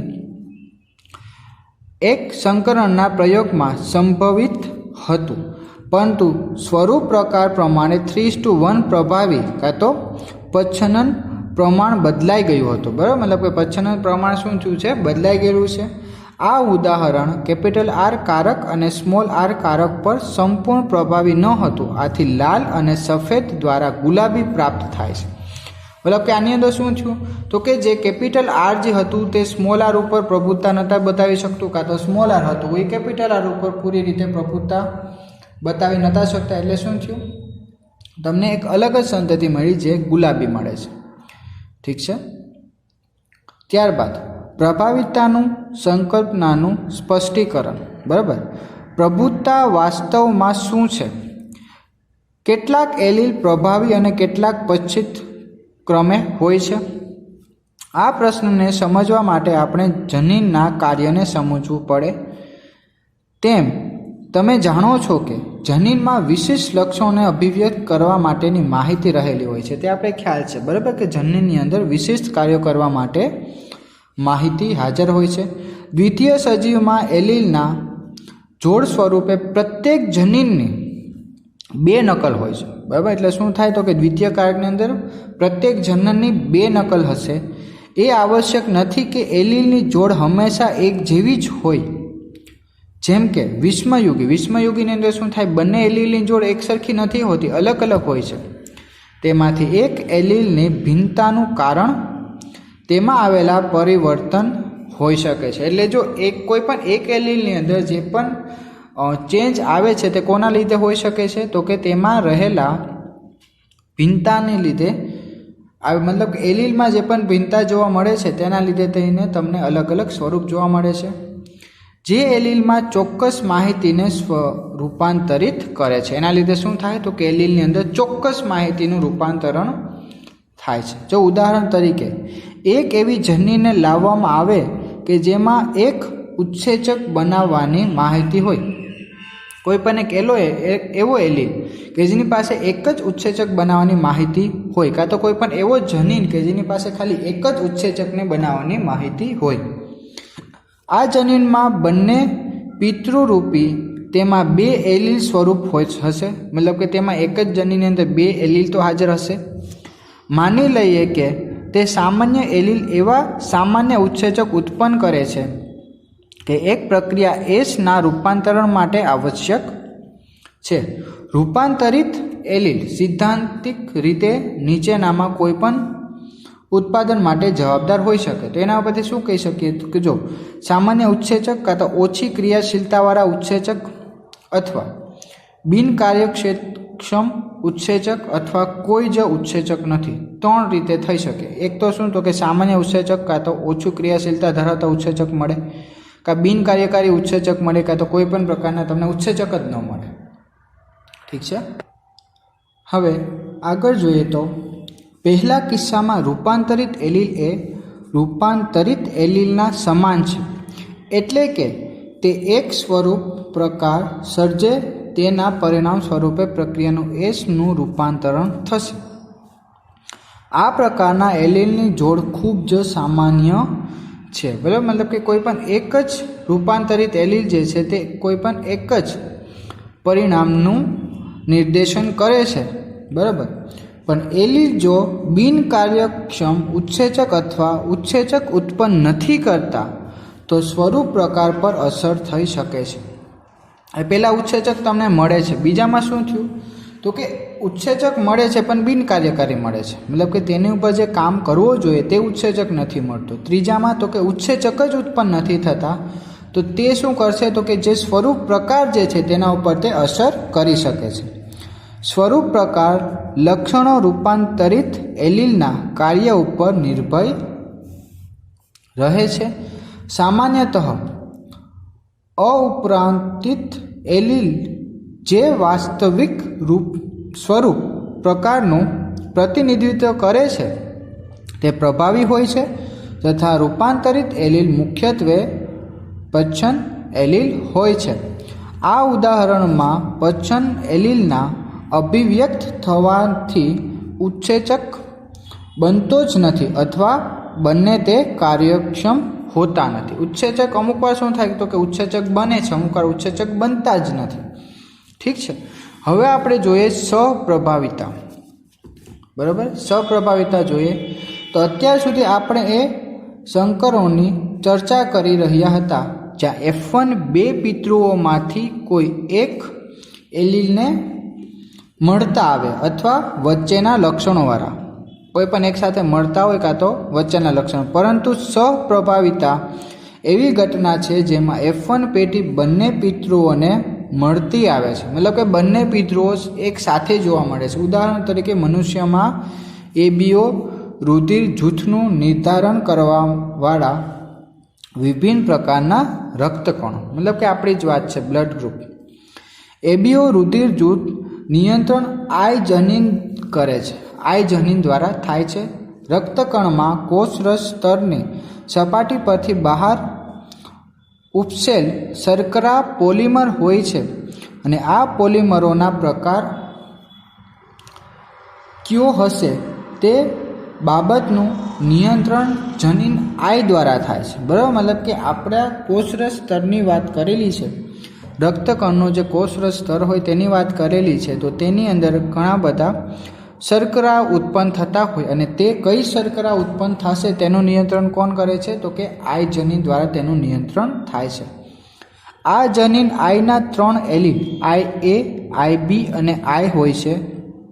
એલીલ IA અને એલીલ IB એકબીજાથી થોડી જ અલગ પડતી શર્કરાનું ઉત્પાદન કરે છે, જ્યારે I એલીલ કોઈ પણ શર્કરાનું ઉત્પાદન કરતા નથી. બરાબર, મતલબ કે IA અને IB શર્કરાનું ઉત્પાદન કરે છે પણ તે કેવો છે તો કે એકબીજાને નજીક થોડી મળતી આવતી હોય છે. પણ આઈની વાત કરીએ તો તે શું છે તો કે તે કોઈ પણ પ્રકારની શર્કરા ઉત્પન્ન જ નથી કરતા, કારણ કે મનુષ્ય દ્વિતીય સજીવ છે. મનુષ્ય કેવા છે તો કે દ્વિતીયક સજીવ છે, મતલબ કે માતા અને પિતા બંને ભેગા થઈને બાળકનું જન્મ થાય છે. એટલા માટે પ્રત્યેક વ્યક્તિમાં આ 3માંથી 2 પ્રકારના જનીન આવેલા હોય છે. એટલે 3માંથી કોઈ પણ 2 પ્રકારના જનીન આવેલા હશે અને તેના ઉપરથી તમારું બ્લડ ગ્રુપ નક્કી થાય છે. IA અને IA એ સંપૂર્ણ રીતે I ઉપર પ્રભાવિત હોય છે. IA અને IB ની વાત કરીએ તો સંપૂર્ણ રીતે I ઉપર પ્રભાવિત હોય છે, કારણ કે IA અને IB પાસે શર્કરા આવેલી હોય છે, I પાસે કોઈ પણ પ્રકારની શર્કરા આવેલી જ હોતી નથી. એટલે જ્યારે IA અને I બંને હાજર હોય ત્યારે ફક્ત IA અભિવ્યક્ત થાય છે અને જ્યારે IB અને I હાજર હોય તો IB જ અભિવ્યક્ત થાય છે. પણ જ્યારે IA અને IB બંને સાથે હાજર હોય ત્યારે પોતપોતાના શર્કરાની અભિવ્યક્તિ કરે છે. મતલબ કે બંને હાજર હશે તો તે બંનેનું એકબીજા સાથે અભિવ્યક્તિ થશે. આ ઘટના જ સહપ્રભાવિતતા છે. આ કારણે રક્તકણો A અને B બંને પ્રકારની શર્કરા હોય છે. ભિન્ન પ્રકારના એલીલ હોવાના કારણે 6 સંયોજન સંભવ બને છે. હવે જોઈએ આપણે કયા કયા 6 સંયોજન સંભવ બને તે. IA અને IA પિતૃ 1 છે, પિતૃ 2 છે, સંતતિ છે, મતલબ કે જનીન પ્રકાર છે અને અહીંયા રુધિર જૂથની વાત કરેલી છે. IA અને IA ભેગા થાય તો IA તો બ્લડ ગ્રુપ કયો હશે? A હશે. IA અને IB ભેગા થાય તો બંને ભેગા હશે તો AB બ્લડ ગ્રુપ. IA અને સ્મોલ I તો કોનું પ્રભુત્વ વધારે હશે? IA નું વધારે હશે એટલે A બ્લડ ગ્રુપ. IA અને IB બંને ભેગા હશે તો કયું બ્લડ ગ્રુપ? AB હશે. IB અને IB તો કયું હશે? B હશે. IA અને I તો B, II તો O બ્લડ ગ્રુપ. ઠીક છે, તો આવી રીતે તમે ઓળખી શકો છો. તો અહીંયા આપણો જે ફર્સ્ટ લેક્ચર જે છે તે કમ્પ્લીટ થાય છે. આશા રાખું છું કે તમને લોકોને સારી રીતે આખો ટોપિક ક્લિયર સમજાઈ ગયા હશે. Thank you. Good morning my dear students. હું માલમ દિવ્યેશ અને આજે આપણે ધોરણ 12 પ્રકરણ 5નો જે થર્ડ ટોપિક છે જે છે બે જનીનોનું વારસાગમન વિશે અભ્યાસ કરીશું. આપણે આગળ જોઈ ગયા છે કે વારસાગમન શું છે, ઠીક છે, ઇનહેરિટન્સ. આગળ જોઈએ તો મેન્ડલ વટાણાના બે ભિન્ન લક્ષણોને ધરાવતા છોડ પર સંકરણ પ્રયોગ કર્યો, જેનાથી પીળા અને ગોળ બીજવાળા છોડનું સંકરણ લીલા અને ખરબચડા બીજવાળા છોડ સાથે કરાવ્યું, જે આપણે આકૃતિની અંદર વાત કરીશું. સૌપ્રથમ તો આપણે પહેલાં આકૃતિને જોઈએ, ત્યારબાદ આપણે આગળ થિયરી જોઈશું. તો મેન્ડલ જોયું કે આ પ્રકારના પિતૃના સંકરણથી માત્ર પીળા રંગવાળા ગોળ બીજના છોડ પ્રાપ્ત થાય છે, ઠીક છે. તો તે કેવી રીતે, તેની પહેલાં આપણે ડાયાગ્રામ સમજી લઈએ, ત્યારબાદ આપણે આગળ જોઈએ. તો તમે જોઈ શકો છો, અહીં પી પેઢી એટલે પેરેન્ટ પેઢી છે. એમાં શું કીધું છે, ગોળ અને પીળા. ગોળ માટે કયા જનીન છે, કેપિટલ આર અને પીળા કલર માટે કેપિટલ વાય અને કેપિટલ વાય, ઠીક છે. તેવી જ રીતે બીજું બીજ જે છે તે ખરબચડું છે, સ્મોલ આર. લીલા કલર કોના માટે, સ્મોલ વાય. તો આમાંથી તમે જોશો કે તમને બે જનીન મળશે, કેપિટલ આર અને કેપિટલ વાય. આમાંથી પણ તમને બે જનીન મળશે, કયા તો સ્મોલ આર અને સ્મોલ વાય, ઠીક છે. તો તેની જ્યારે F1 પેઢી મતલબ કે F1 ફિલાલિયર પેઢી મળી, ત્યારે શું જોવા મળે કે ગોળ અને પીળા કેપિટલ આર અને capital R capital Y small Y મળે છે તમને, ઠીક છે. જ્યારે તમે એનું સ્વફલન કરાવો છો તો તમને અલગ અલગ રીતે પેઢી મળશે. તમે જોઈ શકો છો કે આમાં 9 જે છે 9 પીળા કલરના દેખાય છે, 1 2 3 4 5 6 7 8 અને 9. મતલબ કે 9 જે પેઢીઓ મળી છે તે કેવી છે, ગોળ અને પીળી. જો અહીં તમે જોઈ શકો છો, ઠીક છે. બીજી વાત કરીએ તો 3 કેવી છે, તો કે ગોળ અને લીલી, મતલબ કે 3 મેળા છે. ખરબચડા પીળાની વાત કરીએ તો 1 2 ને 3 ખરબચડી પીળી, ને ખરબચડું લીલાની વાત કરીએ તો 1. તો તમને આમાંથી રેશિયો શું મળે છે, 9:3:3:1 નો રેશિયો મળ્યો છે, ઠીક છે. તો આ કેવી રીતે મળ્યો, હવે તમને લોકોને ખ્યાલ આવી ગયો હશે, ઠીક છે. તો આની જ વાત કરેલી છે કે જ્યારે તમે બે અલગ અલગ લક્ષણોવાળા કોઈ પણ પેઢીઓનું જ્યારે તમે સંકરણ કરાવો છો, બરાબર, તો તમને અલગ અલગ રીતે મળે છે. જનીન પ્રકાર સંજ્ઞા કેપિટલ વાય પ્રભાવી પીળા રંગના બીજ તથા સ્મોલ વાય પચ્છન લીલા રંગ બીજ માટે, કેપિટલ આર ગોળ આકારના બીજ માટે સ્મોલ આર, બરાબર, એટલે કે સ્મોલ આર છે તે ખરબચડા બીજ માટે છે. તો તેના ઉપરથી તમને પિતૃના જનીન પ્રકાર આ પ્રકારો લખી શકાય છે. કેવી રીતે લખશો, capital R capital Y small R small Y મળશે, ઠીક છે. આ બે વનસ્પતિના સંકરણને આકૃતિ 5.7 જે આપણે પહેલાં જોઈ લીધી છે તે આપણે જોઈ લીધી મુજબ લખી શકાય છે, જેમાં પિતૃ છોડના જનીન પ્રકાર દર્શાવવામાં આવ્યા છે, ઠીક છે. ત્યારબાદ ફલન થવાથી ફલન થાય ત્યારબાદ જન્યુ કેપિટલ આર અને કેપિટલ વાય અને સ્મોલ આર અને સ્મોલ વાય મળીને F1 સંકર મતલબ કે F1 સંકરણ બનાવે છે, જેમાં કયા જનીન હશે, capital R capital Y small Y હશે. જ્યારે મેન્ડલ આ F1 છોડને સ્વફલન કરાવ્યું તો જોવા મળ્યું કે F2માં 3/4 વનસ્પતિ બીજ પીળા અને 1/4 બીજ લીલા હતા, બરાબર. તો પીળા અને લીલાનો રેશિયો કેટલો થયો, 3:1 નો થયો. પ્રમાણમાં વિશ્લેષણ પામે છે. આ જ પ્રકાર ગોળ અને ખરબચડા બીજના આકાર પણ 3:1 પ્રમાણમાં વિશ્લેષણ પામે છે, એક સંકરણ પ્રયોગની જેમ, ઠીક છે. તો આપણે જેમ આગળ જોયેલું કે એક સંકરણ પ્રયોગ જે જોયું હતું તેવી જ રીતે આમાં પણ બે સંકરણ પ્રયોગ મતલબ કે બે અલગ અલગ જનીનના સંકરણ પ્રયોગની વાત કરીએ તો તમને પણ એવી રીતે તમને અલગ અલગ રેશિયો મળે છે. આગળ જોઈએ તો મુક્ત વહેંચણીનો નિયમ. તો જેમ આપણે આકૃતિમાં જોઈ ગયા છે આગળ જ, તો દ્વિસંકર પ્રયોગમાં સ્વરૂપ પ્રકાર ગોળ, પીળા, ખરબચડા અને લીલા, ગોળ લીલા અને ખરબચડા લીલા, એનો રેશિયો કેટલો મળે છે તમને, પ્રમાણ કેટલું મળે છે, 9:3:3:1 ના પ્રમાણમાં પ્રદર્શિત થયા. મેન્ડલ દ્વારા અભ્યાસ કરવામાં આવેલ લક્ષણોની જોડમાં આવું જ પ્રમાણ પ્રાપ્ત થયું. ઠીક છે, તો તમને શું મળે છે, તો કે 9:3:3:1 જે પ્રમાણ મળે છે તેમાં 3 પીળા, 1 લીલા, બરાબર, સાથે સાથે 3 ગોળ અને 1 ખરબચડા સંકરણ શ્રેણીમાં વ્યુત્પન્ન કરી શકાય છે. આ વ્યુત્પન્નના પ્રકારે પણ લખી શકાય છે. આપણે આવી રીતે લખી શકીએ કે 3 ગોળ અને 1 ખરબચડું, 3 પીળા અને 1 લીલા, બરાબર, ઇઝ ઇક્વલ ટુ 3 ગોળ પીળા, બરાબર, અને 3 ખરબચડા પીળા અને 3 ગોળ લીલા અને 1 ખરબચડા લીલા. તો આવી રીતે તમે લખી શકો છો. દ્વિસંકરણ પ્રયોગ બે વિરોધાભાસી લક્ષણો ધરાવતા છોડ વચ્ચે સંકરણના પરિણામો પર આધારિત મેન્ડલ એકબીજા સામાન્ય નિયમ રજૂ કર્યો, જેને મેન્ડલનો મુક્ત વહેંચણી નિયમ કહે છે. આ નિયમ દર્શાવે છે કે જ્યારે કોઈ સંકરણમાં લક્ષણોની બે જોડ સાથે આવે છે ત્યારે કોઈ એક જોડનું લક્ષણ બીજા જોડના લક્ષણના સ્વતંત્ર રીતે વિશ્લેષણ પામે છે. ઠીક છે, મતલબ કે બે જ્યારે અલગ અલગ જાતનું જ્યારે સંકરણ થાય, મતલબ કે બે અલગ અલગ લક્ષણોનું જ્યારે સંકરણ થાય છે ત્યારે શું થાય છે, તો કે કોઈ પણ એક જોડનું જે લક્ષણ હોય તે બીજા જોડ ઉપર કેવું થઈ જાય છે, તો કે સ્વતંત્ર રીતે વિશ્લેષણ પામે છે, મતલબ કે બીજા ઉપર આધારિત થઈ જાય છે. ઠીક છે, તો આપણે જે આગળ ભણી ગયા છે તે જ છે. આમાં F1માં તમને શું મળે છે, capital R small r, capital Y small y. છોડોમાં અર્ધીકરણ દરમિયાન અંડકોષ અને પરાગરજ ઉત્પન્નના સમયે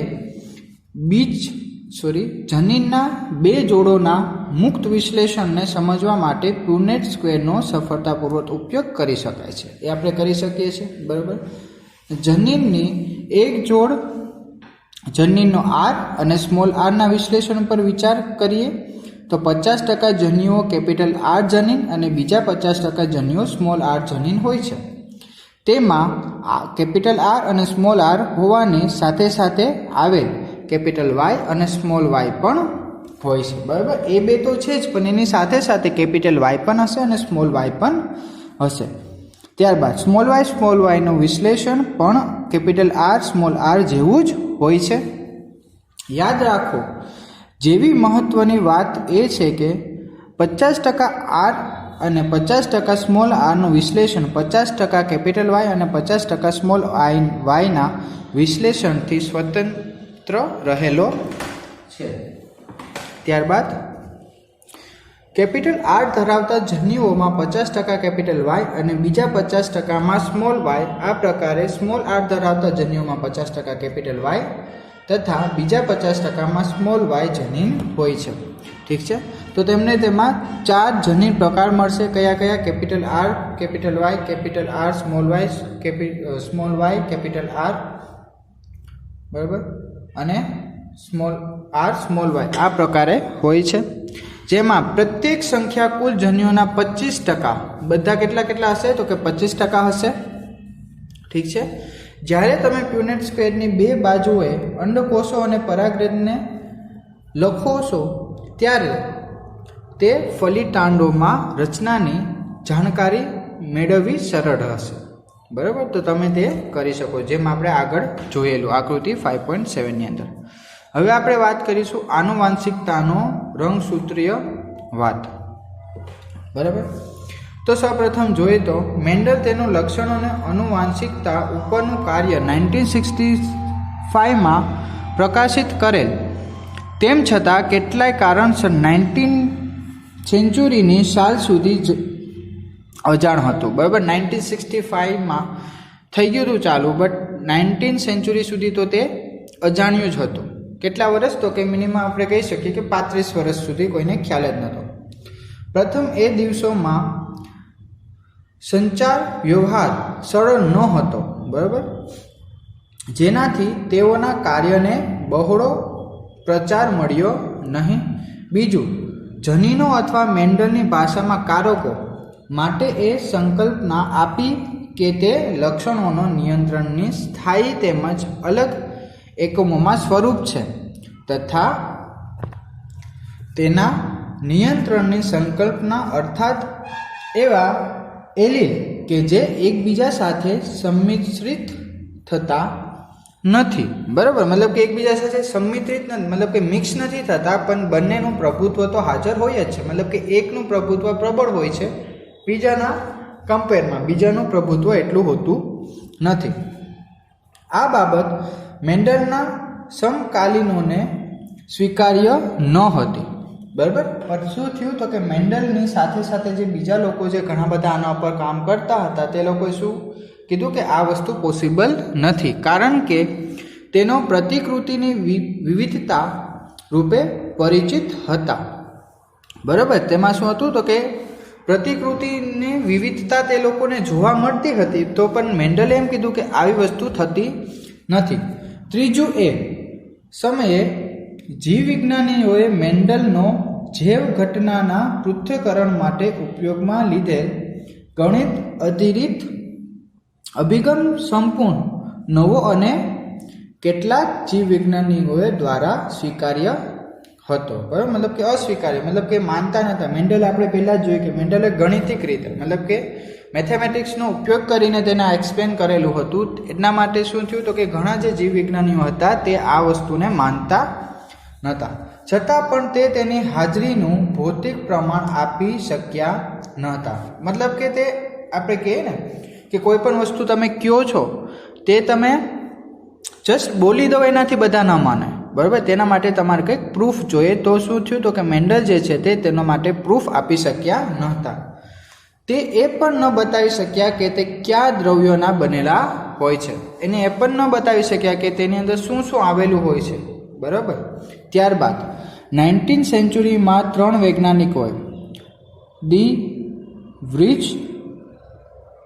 કોરેન્સ અને સેરેમાક એ ત્રણેય સ્વરૂપો લક્ષણોની આનુવાંશિકતાના સંબંધિત મેન્ડલના પરિણામોનું પુનઃ સંશોધન કર્યું. આ ત્રણેય સાયન્ટિસ્ટોએ જે પણ મેન્ડલે કીધેલું છે તેનું પુનઃ પાછું જે કાર્ય હતું તેને ચાલુ કરે છે.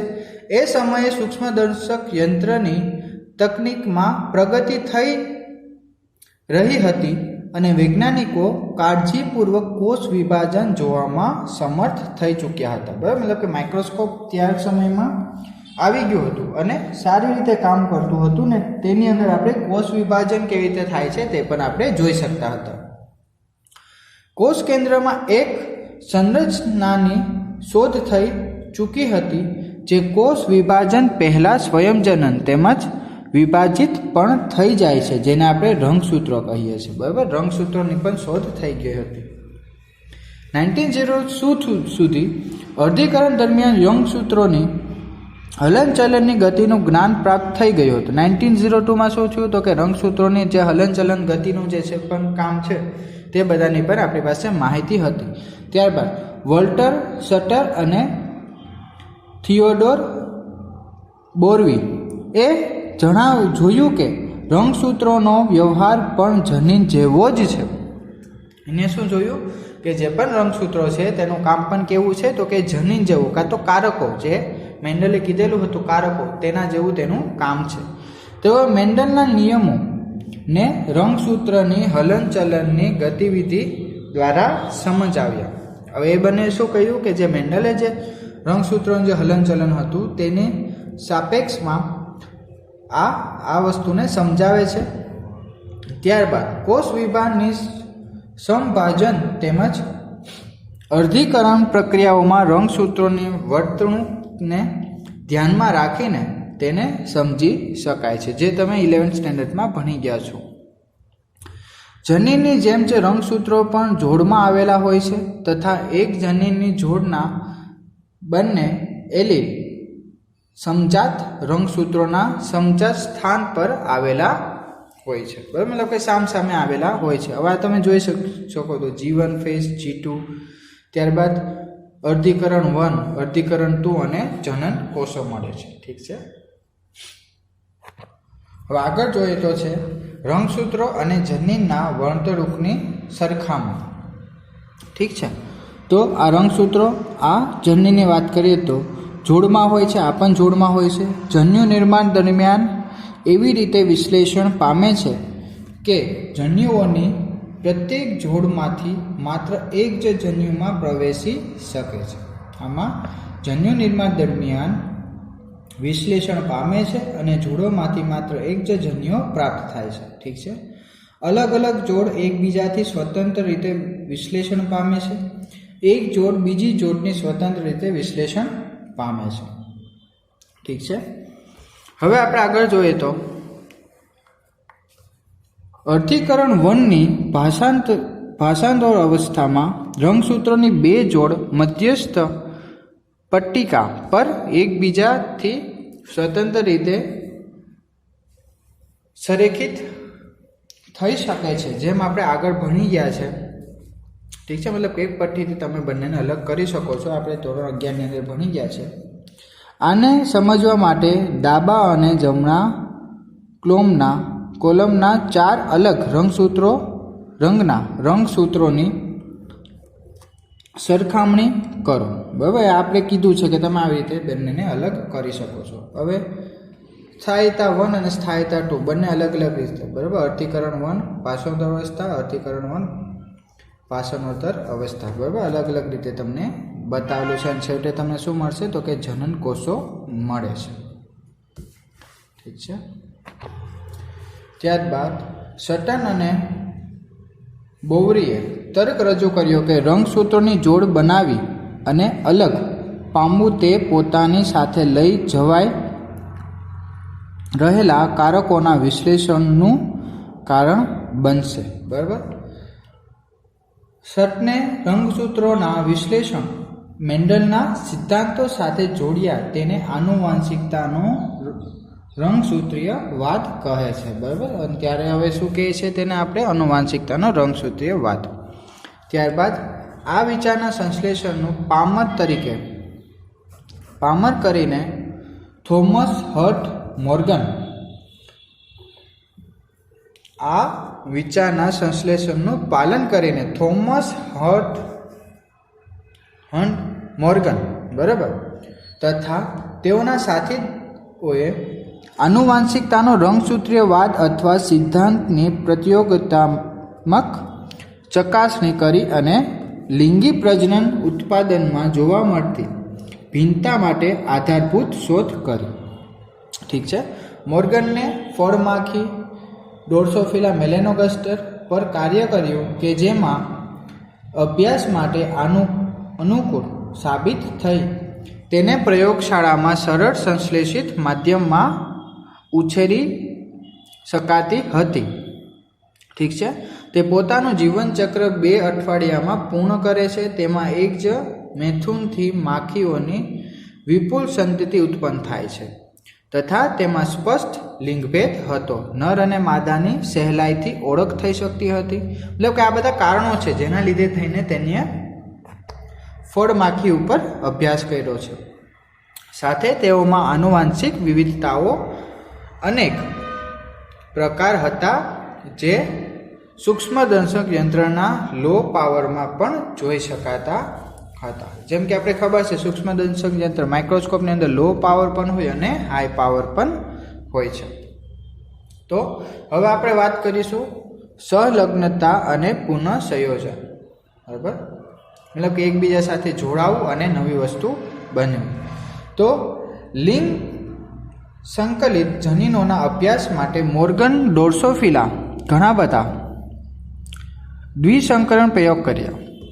મોર્ગને શું કર્યું તો કે ફળમાખીની અંદર તેને દ્વિસંકરણના ઘણા બધા પ્રયોગો કરે છે અને આ મેન્ડલ દ્વારા વટાણામાં કરાવવામાં આવેલ દ્વિસંકરણ પ્રયોગ જેવા જ હતા. મતલબ કે જેમ મેન્ડલે કર્યું છે તેવી જ રીતે આની અંદર પણ તેને કર્યું. ઉદાહરણ તરીકે મોર્ગનને પીળા શરીર અને સફેદ આંખોવાળી માદા માખીનું સંકરણ બાદામી શરીર અને લાલ આંખોવાળી નર માખી સાથે કરાવ્યું અને પછી F2 સંતતિઓનું એકબીજા સાથે પરફલન બરાબર કાં તો સ્વફલન કરાવ્યું.